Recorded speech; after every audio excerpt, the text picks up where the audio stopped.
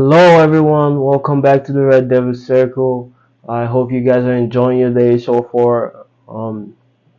As always, we're gonna come here and give you a quick update and give you all the news surrounding Manchester United right now. So, if you haven't subscribed, if you haven't turned on your push notification bell, what are you waiting for, guys? What are you waiting for? Please just take a moment and do that right now. Please support the channel. Um, Help us grow this community so we can get more insights into things that the Manchester United oriented, the things that surround Manchester United. So help us grow this channel. Take a moment right now. Go ahead and turn on the push notification bell. Go ahead and subscribe, and you'll be able to get notified when we drop videos like this. So go ahead and do that right now. Thank you guys. Um, let's get into it. We're going to talk about Jim Ratcliffe and some statements he's come out with, speaking to the press, and also we're going to talk about the injuries and which seems an unending, continuous news we're getting around Manchester United now. A lot of players get injured, and how true that is in terms of the managers picks or the medical staff. Um, we need to really dissect this topic and really try to understand why there's so many injuries that are not being explained. And it's a serious situation. So yeah, let's get the takeover topic over with. Um, Jim Ratcliffe has come out with some statements here about redeveloping Old Trafford, which in his words, not in his words, but yeah, pretty much it's not in the front row of his plans right now. Redeveloping Old Trafford is said on this article to be on his long-term to-do list. Um, so in terms of us having a new stadium, new infrastructure, new training facilities and whatnot, which I think is essential for the team and for the match-going fans who go over there and the stadium is leaking and they're getting rained on while they should just be enjoying a football game that they've paid for. It's pretty embarrassing when you look at it like that, and that not being in the front row of his plans is it's pretty dodgy. It's not the best case scenario, right? And this is why we wanted someone who will come in and have money to be able to invest in the training facilities and the stadium, growing the fan base right away. So obviously that target is in his long-term plans, and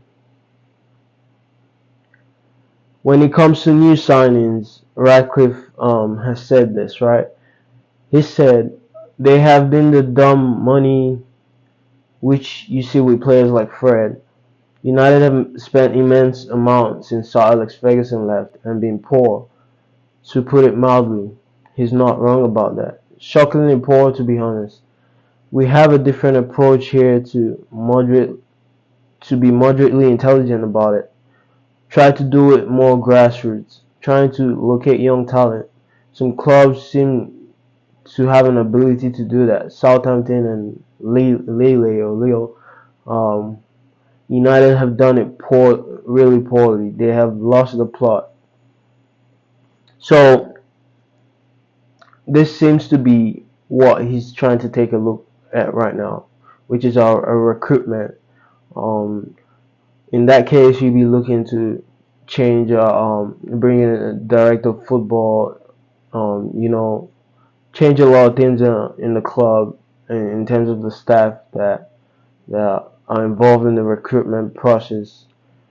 In his perspective, right, it's been something we've struggled with, and he's not wrong about that at all.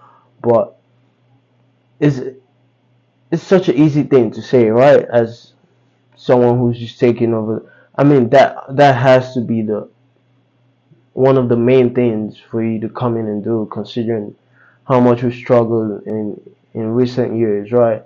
He has to come in and do that anyways. But it's such an easy thing to say, cause cause what's his CV in terms of growing growing a team and recruiting the right people to work on the footballing aspects of things. What's his CV in the clubs his own, as in Nice?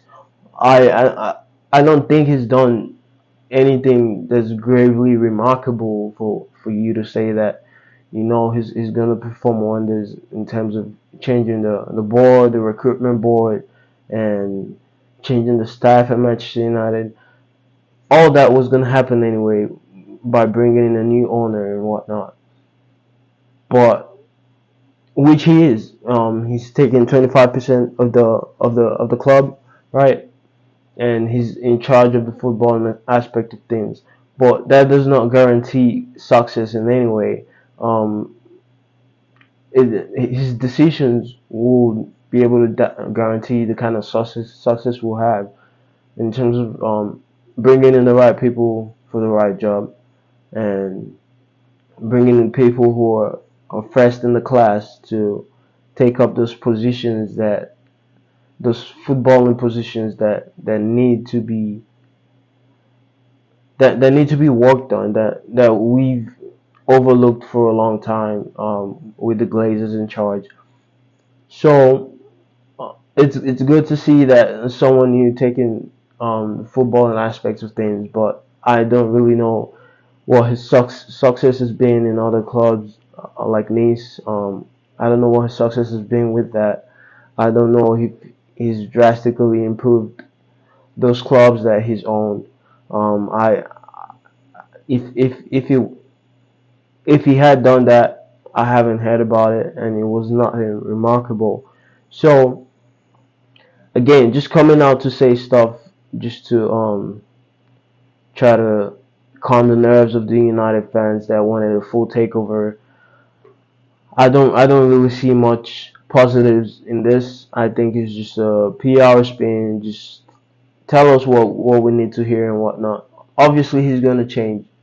He's gonna change the board and everything, but it's not just about that. You have to invest a lot in the infrastructure if you want the players to be training better. If you want to grow the fan base, you need to you it's in this process of rebuilding Manchester United, a lot of things has to be right.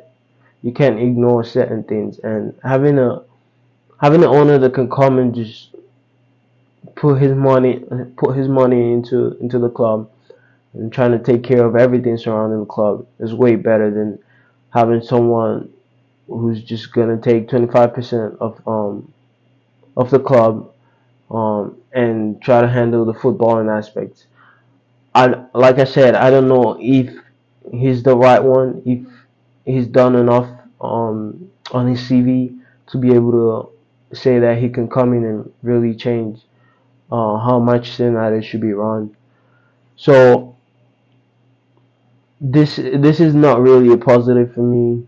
I think it's just a PR spin, and I don't know what you guys think, but I'm tired of the whole process. Obviously, right? We have to kind of move on because the decision has been made, and because of how um, weak our fans have been in protesting, and you have to own up to that. We've been weak in protesting and trying to get a full sale. We've been weak. We haven't been vocal about it, and if you just gonna keep letting people feed you shit, nothing's gonna change. You have to stand up and take a stance and move in unity. And we're so divided as a fan base, and nothing seems to work for in that aspect of uniting and trying to take a stance and trying to force a positive outcome, and we just sit there and let things happen, and it's so horrible for such a club, um, with such a big fan base and such loyal fans as Manchester United, that we cannot come together and really exploit our really exploit how massive we are and use it to force a change. Uh, we haven't done that, so we have to dance to the music. We have to face the bad times, which seems that it's going to be coming in the next few years. I don't think United is going to change much, just changing the footballing aspect of things.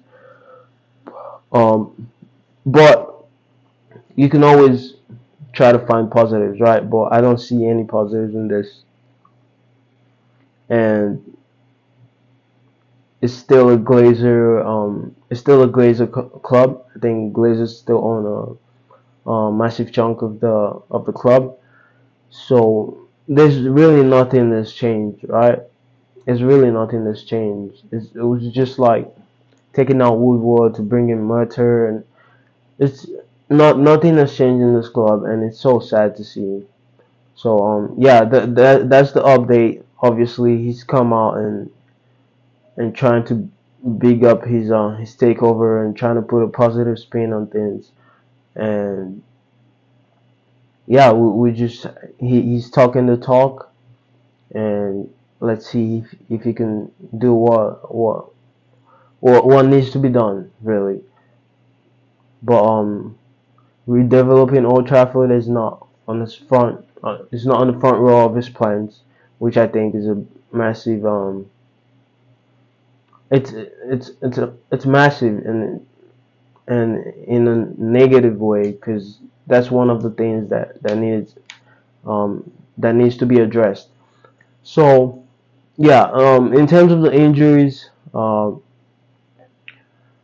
reports have come out saying that Amrabat wasn't able to play with his team on Tuesday, which is yesterday, because of an injury blow, which just adds to the long list of injuries we've had this season. And also, Casemiro had a scare like that, so his fitness might not be all the way up there.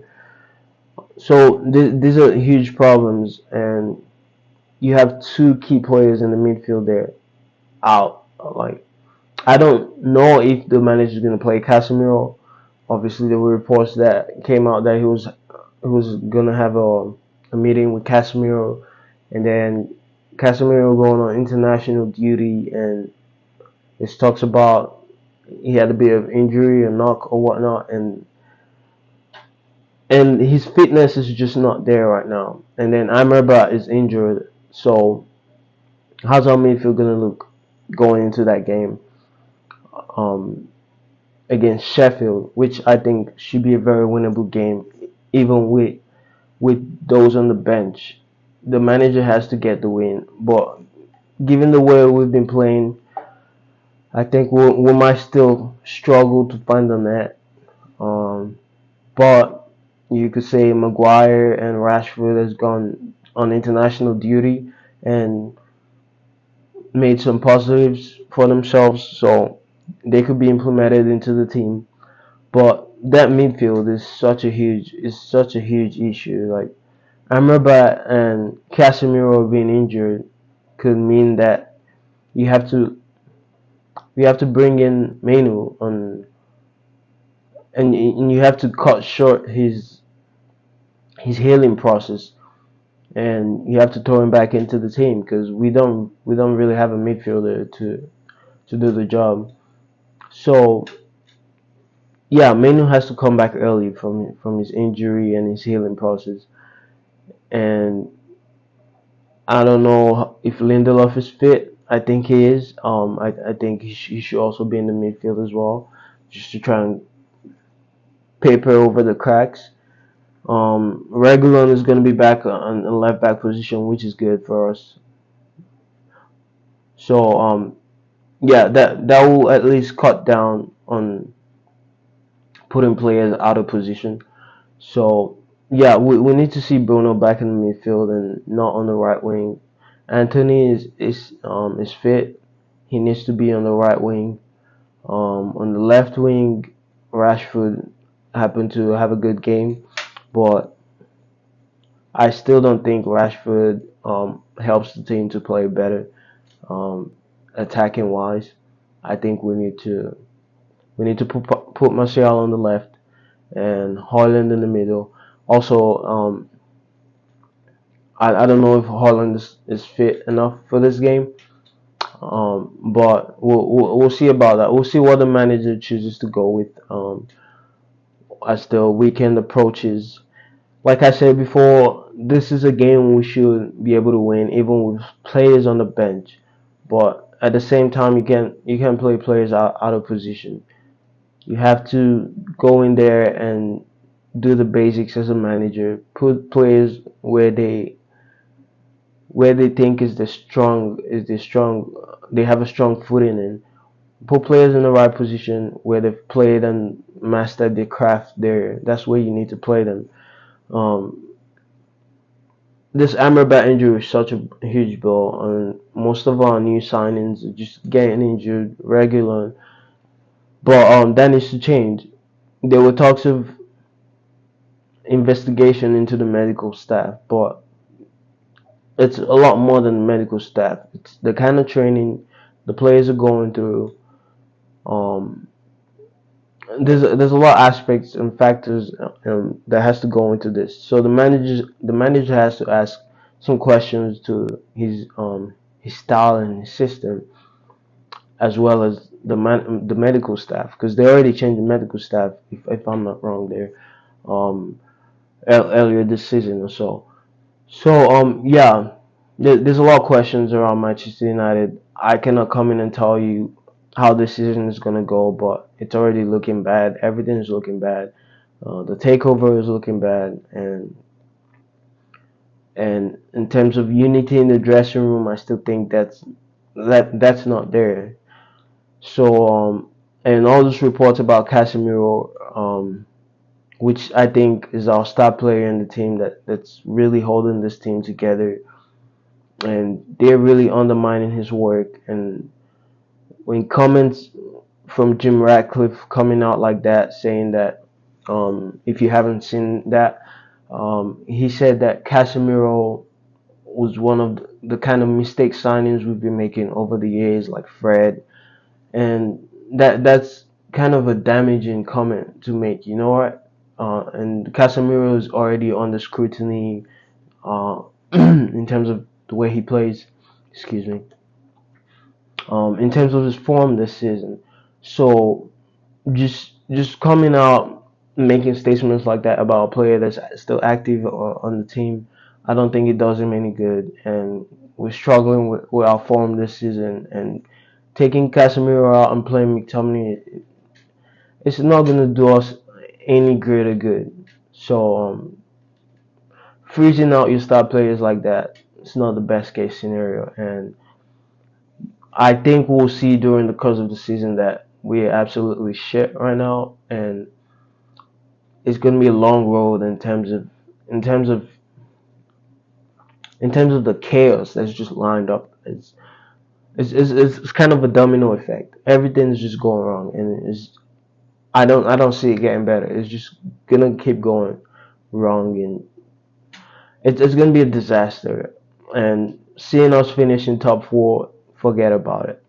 But Sheffield, it's a winnable game. I think they've gotten only 1 point this season. Um, we have to go in there and put them to bed, right? Just tear them up. Really, we need to win that game.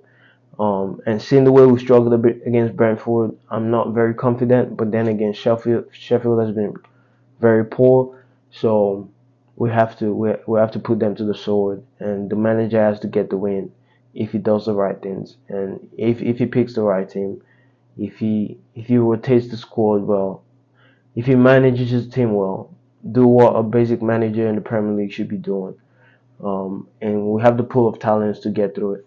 Anyway, that will be it. That's a wrap for this video. Thank you guys for watching. I'll be coming up with a preview soon before the game, either Thursday or Friday. I'll be coming out with a preview. But thank you guys for watching. I hope you had your notifications bell on while I was talking earlier. I hope you're ready for the content when it comes out. So thank you guys for watching. I'll see you guys on the next one. Peace out.